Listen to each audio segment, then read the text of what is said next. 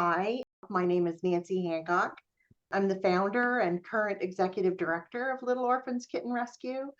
This is some information if you'd like to reach out to us. I've got the phone for the rescue, and my email address is director@orphankittens.org.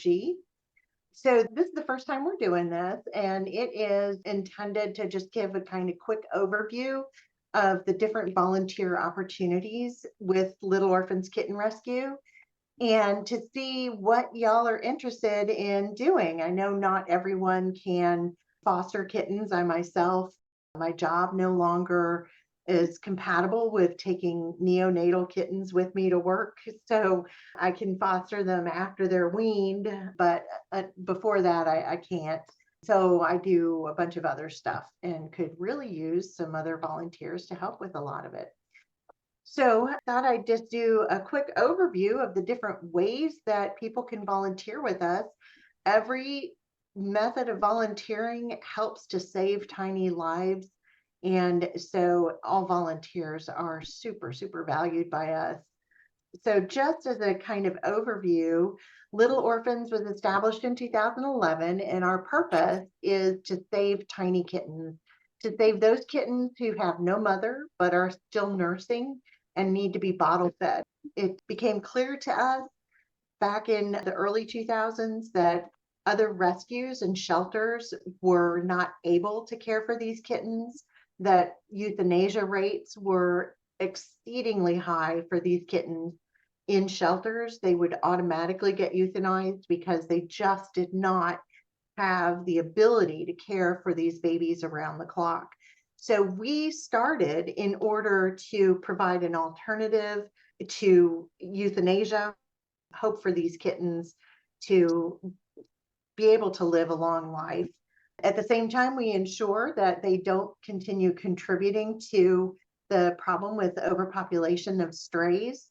And so we ensure that all of our kittens are spayed and neutered and microchipped, tested, et cetera, before they are placed with permanent families. So that's our mission, and we cannot do it without volunteers. We are all volunteer based. We have no shelter. We have no specific location. All of our kittens are cared for in private homes, and that is what makes fosters in particular really, really super important. They are the heart and soul of this organization. Everything else I do is to help support them. If you're interested in joining us in our mission, here are various ways that you can help. And this is not an exhaustive list. If you have ideas, we are happy to have people who have ideas about how to promote the success of our rescue. But we could use volunteers to help with the intake of kittens.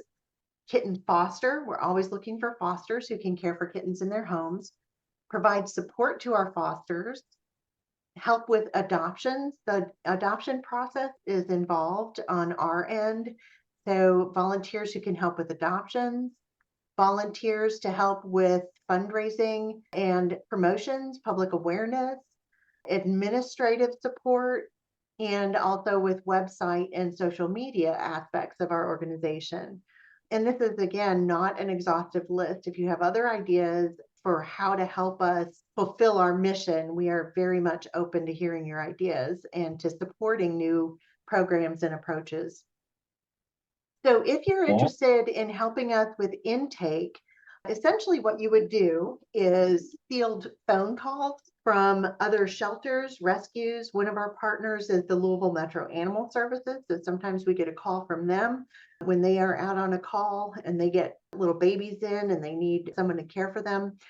We also get phone calls from the general public, and it's helpful to be prepared with information for them on what to do in the short term to ensure that kitten has a fighting chance.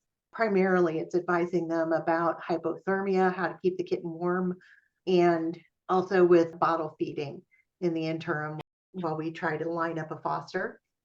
Intake also involves making sure we know how many fosters we have available, how many kittens are out there with our fosters at the time, and whether we have any foster capacity in order to take in more kittens. If we can't take in more kittens, Then we will help with resources. We can provide formula for a short-term basis. We can provide advice, connections with other websites that provide really good information about caring for bottled babies. Or if we take the kittens in, then intake volunteers would be the drop-off point. They would be trained on how to conduct a toe-to-tail intake exam, which is basically a cursory exam to determine, do they have fleas? Do they have mites? Are there any injuries, puncture wounds, fractures that need to be cared for? Do they have any upper respiratory illness symptoms? So a basic assessment to see whether this kitten is healthy enough to go straight to a foster or will need to go to a vet.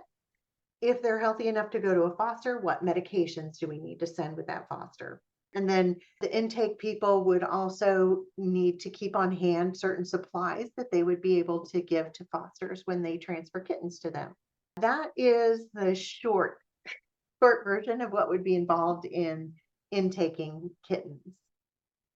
If you're interested in actually fostering kittens, we would have you take some online training. There is a really great organization called Maddie's Institute or Maddie's Fund, and they have some great training videos. We would have you watch those training videos. You'd get certificates of completion that you would then send to us. And then we provide you hands-on training when you come to pick up your kittens. We also would provide a lot of the basic supplies that you would need. We provide all the formula. We provide the dry kibble. We all have all our kittens on Royal Canin Baby Cat. The kibble is nice and tiny, so baby teeth can manage it. We also provide the bottles, the nipples. We have a special nipple that you can't actually get in the United States. We order it from Australia.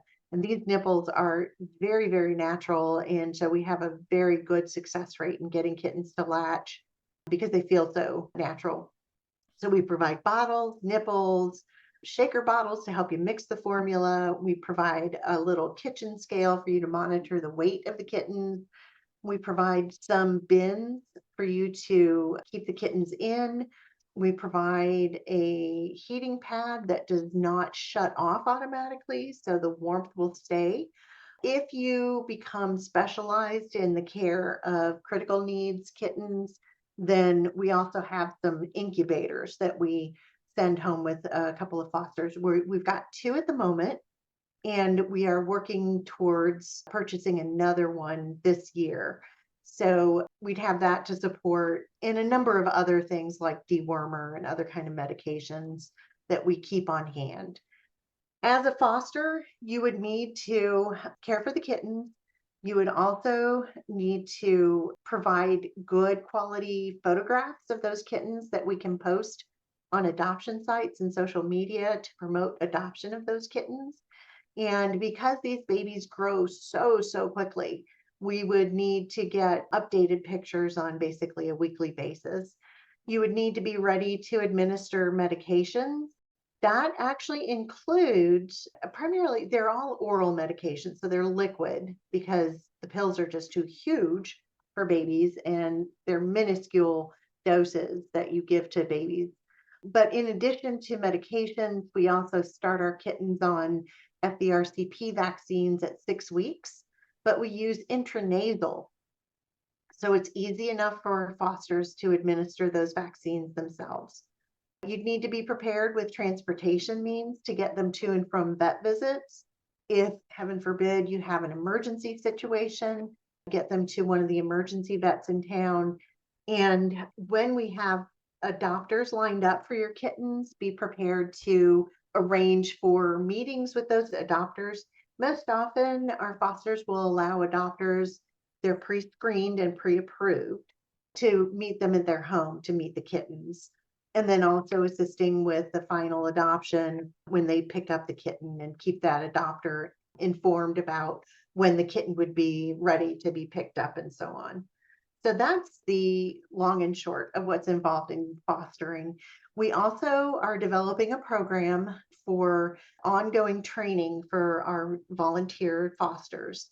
This year we'll have at least 2 sessions with, hopefully we'll get some pretty well-known people in socialization and in particular issues with kittens, such as, well, we've got a really experienced foster who is going to, once I twist her arm, she takes great photographs, and she's gonna do a little short 15-minute training session with us on how to take good photographs, how she does it. We're planning on a program that we expect to develop over the years. So that's kitten fostering. Foster support. Our fosters are central to our mission, and they really do need support. There's a lot that we can do to support them in their work. We can touch base with them and make sure they have all of the supplies that they need. If they're running low on supplies, especially like formula, we need to ensure that we have enough on hand. And so if doctors are starting to run low, we need to know if we need to order more. So managing our supplies, our inventory of durable goods to support our fosters. So that's one aspect of foster support. Another is coordinating veterinary visits, being able to keep track of who is getting spayed or neutered and when, and keeping in touch with the adoptions leader, who is Judy. So staying in touch with her about when each kitten is going to be available and what's going on medically with each kitten. Sending reminders to fosters about, for example, your kittens, it looks like, are going to be 6 weeks old over this weekend. So please make sure you remember to give them their first vaccine. So helping fosters stay on track with vaccines, scheduling their vet clinic visit to get spayed or neutered. So touching base about, well, how much do your kittens weigh now? When do you think they'll hit 2 pounds? Maybe it's time to go ahead and schedule that visit. Writing kitten profiles, helping us with adoptions in this way, talking with the fosters about what their personalities are. When the kittens are really, really tiny, their personalities don't always show. And so it's really hard to actually come up with a good profile. But writing the story about where this kitten came from, how this kitten came to be in our care, also is very helpful to getting a kitten adopted. Facilitating communication between fosters and other members of the Little Orphans team, including the adoptions leader in particular, and also the lead foster support person, who for the moment is me, in terms of training, and also just keeping lines of communication open to make sure that we are aware of what our fosters need and how we can help them do what they're doing, and whether there are any circumstances or issues that we need to address to help them keep doing their work. Adoptions is probably one of the funnest parts. I mean, fostering is also fun because you get to love on those kittens all the time and you get to see them play, and they're a joy. But adoptions is also an amazing part of working with Little Orphans Kitten Rescue. And Judy can talk to this. Judy, why don't you say a couple words about what you love about doing adoptions for Little Orphans Kitten Rescue? Oh, well, I've been volunteering with Little Orphans for probably pretty close to a year, I think. And I've been really involved in adoptions specifically for 6 months. And I have a lot of friends that I have made that keep in touch with me from kittens that they've adopted.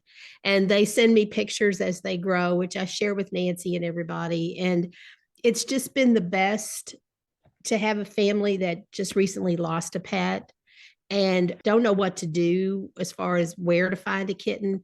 And when they read about Little Orphans and how these babies have been with us from bottle babies up, they really want these kittens because they know that they have been loved and handled from the get-go, and they will just fit right into their family. And it's just wonderful. An example that I always tell Nancy is, I guess it was at the library last year, Nancy, we had Monkey. When I met Monkey, he was barely 3.5 ounces. And the last time that I talked with the family was about 6 weeks ago, and Monkey is now 15 pounds. And so it's great to watch them from itty bitties to almost a year old cats that are just the center of the family. So adoptions is awesome. Thank you, Judy, for your comments. So there are a number of different ways that you can help with adoptions, and Judy is going to be our point person on that. We actually use a site called Trello to manage our adoption applications and ensure that they get reviewed in a timely fashion. So these are just some of the aspects, and Judy would be working with you very closely if you decide you'd like to help us with adoptions. Another thing that we can use help with is fundraising and promotions. We have a number of events that we do on a regular basis that we participate in, but we are also open to new ideas. We're always looking for grant opportunities and could use somebody to help with applying for grants, to help with developing volunteer programs, to really help build a community among our volunteers. One of the things that is a challenge for an organization like ours that is entirely volunteer based or foster based is that we're so distributed. Having an occasional get together or meeting of our volunteers is something that we'd like to start working on. So if that's something you're interested in, we could really use your help with that. Connect and develop partnerships with area shelters and rescues is another thing that we're looking at right now and could use help with. If you have connections with folks at other rescues or shelters and think that you could help us connect with them and develop a partnership, we are definitely interested in increasing our ability, our capacity to assist with reducing the rates of euthanasia of these poor little orphan kittens that are so adorable. And then really promoting visibility of little orphans in the community, ensuring that people know about us, the ones that are most likely to find orphan kittens and need help with them, other rescues, shelters, animal services, and also especially veterinary clinics and the public in general, just to get us out there, get us more visible, and to promote connections with Little Orphans Kitten Rescue. And I think this is the last thing on the list. No, there's one other thing after this. Website and social media support. Really, we could use some help managing our website. Unfortunately, it's one of the more neglected aspects of the organization, in part because of my lack of skill, my lack of knowledge with website development and fixing things like broken links or a form that's not quite working properly. I think right now, one of the issues that the website has is we have a form that you can submit to apply to be a foster with Little Orphans. And when you click submit on that form, the person who clicks submit gets an error message that indicates that there was a problem, but I still get the form. And so this was happening with our adoption application, and we had somebody volunteer to fix it, and we could use somebody to, just kind of make sure that those kinds of issues get addressed on the website. And then, of course, assistance with maybe coordination of our presence in social media. Currently, we have just a Facebook account and an Instagram account. I don't think we have anything else like TikTok or anything like that. So if you are one of those people who really loves social media, then we're looking for you. So we'd be happy to have you on board. Currently, Robin is unfortunately tasked with being the one and only person who kind of manages everything. And I think it can get a bit overwhelming. So somebody to help with our social media presence would also be very helpful as well. And last but not least, there's all the stuff that happens behind the scenes to make the organization work. There is unfortunately paperwork. We'd like to go paperless. Most of our functions are paperless, but we do need to keep certain things going in the background, and having some administrative support to fill these functions would be very useful, make things go more smoothly for everyone, especially our fosters. We do use a number of forms. We'd like to take those paperless for all of them and make them available on our website.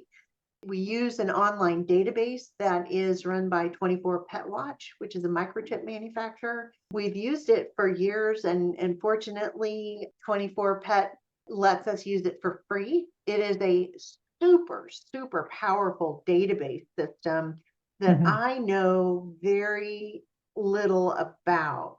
It's very powerful. There are certain modules that I would love to be able to use, but I just do not have the time to look at the online technical guides to figure out how to use those. And if somebody's really interested in doing that, loves database work, great. I'd love to have you on board. A couple of those modules include medical care tracking for each kitten. And also there is a foster module, so you can keep track of which kittens are with which fosters. And one of the things I would love to be able to use that for is for foster recognition. I'd love to have a reward system of some sort, or at least a recognition system in place to say, hey, you have saved 50 kittens now, or you've hit the 100 kitten mark, and really recognize people for the kittens that they have fostered for us or the volunteer work that they've done. So working with the Pet Point database, this alone would be a good volunteer activity. We use Pet Point to enter all of the kittens that we take into our care. We also use it to process adoptions. We have to process adoptions here in order to register every microchip that a kitten receives and register it in the name of the adopter. So we process adoptions through Pet Point, and doing that takes time as well. And so if that's something that you're interested in, it would be very, very helpful. Otherwise, facilitating the paperwork involved in adoptions, including posting adoption applications to our Trello site and assigning somebody for review, or getting it to Judy to post on Trello, sending out the adoption agreement and release form for signature. There's a lot of kind of administrative work that goes in there, sending an invoice for the adoption fee and so on. So I think that's, much longer than I planned to take talking about volunteer opportunities, but there really are so many things that you can do to help save tiny lives that do not necessarily involve round-the-clock care of kittens in your home. That, of course, is a crucial part of what we do, but so is all the other work that goes into running the organization. At this point, if there are any questions, I'd be happy to answer them. Like I said, though, I can't hear anything. So if you could put them in the chat if you have questions, or direct them to Catherine or Judy. Well, let me just ask you guys a question. In what capacity are you interested in volunteering with Little Orphans? Great, Karen, that's wonderful. Thank you. So she's interested in fostering. That's fantastic. We are just getting started on the spring kitten season, and right now we just have one kitten in care. We expect to get more kittens in coming up soon. Usually we start getting kittens in April. So we'll be needing more fosters very soon. And Judy, I will definitely take you up on the offer to help with Pet Point. Okay. I will give you some training. Okay. And get you set up with a user account. You use Pet Point, Karen? Yeah, it is a really good database. It has a lot of good tech support, a phone number you can call to get tech support. You can also use their community site online, which is full of fantastic information. They also have webinars for training every now and then, but it is a super, super huge program. It's got so many functions that we'll never use.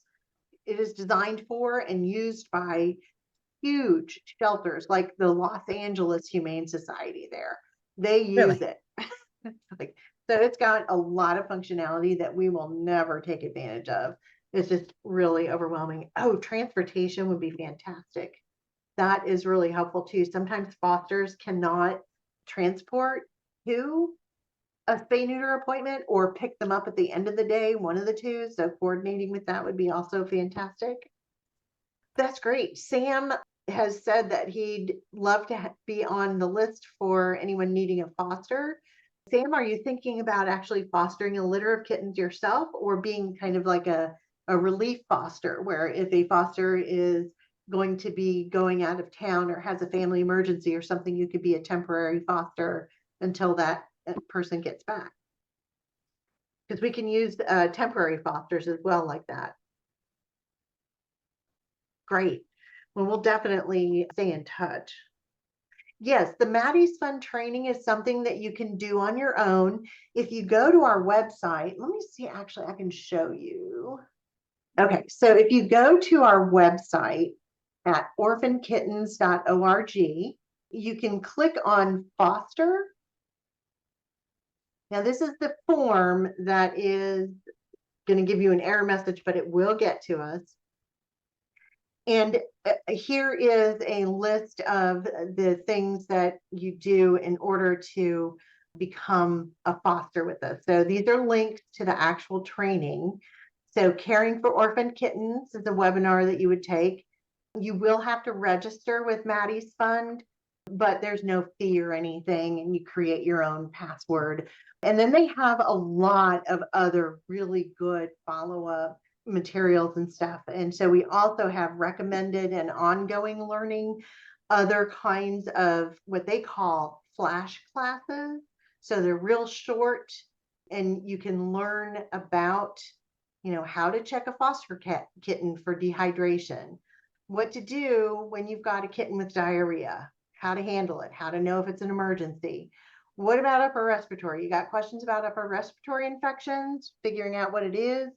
How do I make sure that my home does not continue to infect new kittens with Giardia? Or, so how do you disinfect?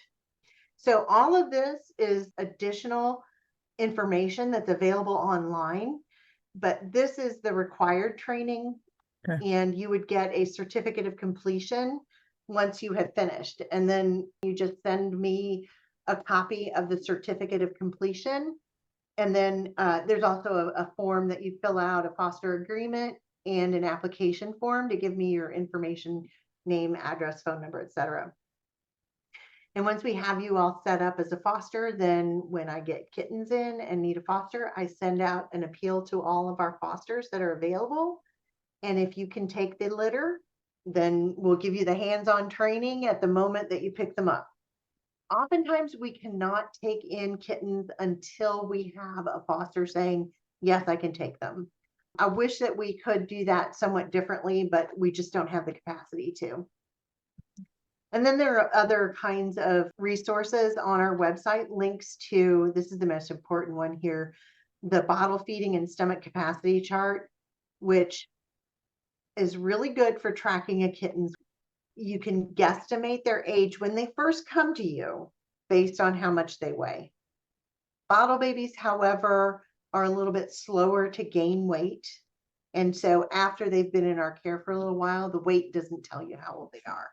So there are other resources that we have links to on our website as well. Any other questions at this time? Well, thank you so much, everyone, for joining us today. And if you would like a copy of the PowerPoint, just go ahead and post your email on the chat there, and I will make sure I send it to you. Appreciate it. Y'all have a good weekend. And Karen, thanks again. Thank you. Glad to see everyone. Thanks, Nancy. Thank you. Yeah, Thank you. All right. I guess that's it. Thank you, everyone.